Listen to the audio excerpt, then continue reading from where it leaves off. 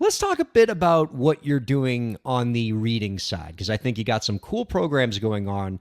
Recently, your school started participating in the Fluency Innovator Grant Program and implemented the WordFlight program. Can you talk a little bit about those initiatives?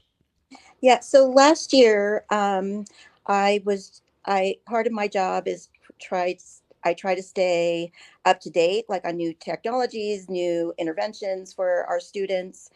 Um, we do have, a good amount of fluent readers, but there was like in our testing, we weren't seeing the results. So I'm just like, how can we have fluent, pretty fluent readers and then have areas where we're not testing well, not scoring well? And so, and it's, you know, and so I'm just like, maybe I'm missing something. And so I was just looking through um, online new reading programs or new interventions, and WordFlight came up and they were doing a grant, and so I applied for the grant.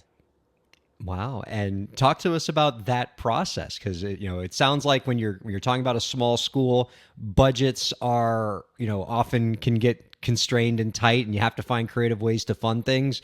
What was it like going through that grant process? I mean, every charter school veteran has had to apply for a grant from time to time. It was pretty easy. I think the biggest thing was that they did ask was, what are you going to do to make sure that it gets implemented?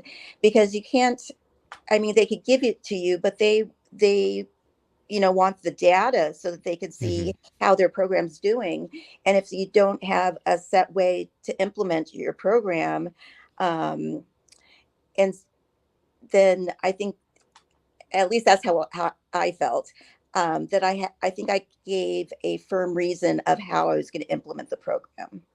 I think that's good grant advice there. I think from talking to a lot of people who are in the grant writing space, specifically working with charter schools, you often get so caught up in just talking about your institution as a whole and trying to extol your virtues that you forget to really focus on how are you going to spend this money? How is it going to create an actionable impact? Because that's often what these grant providers are looking to figure out.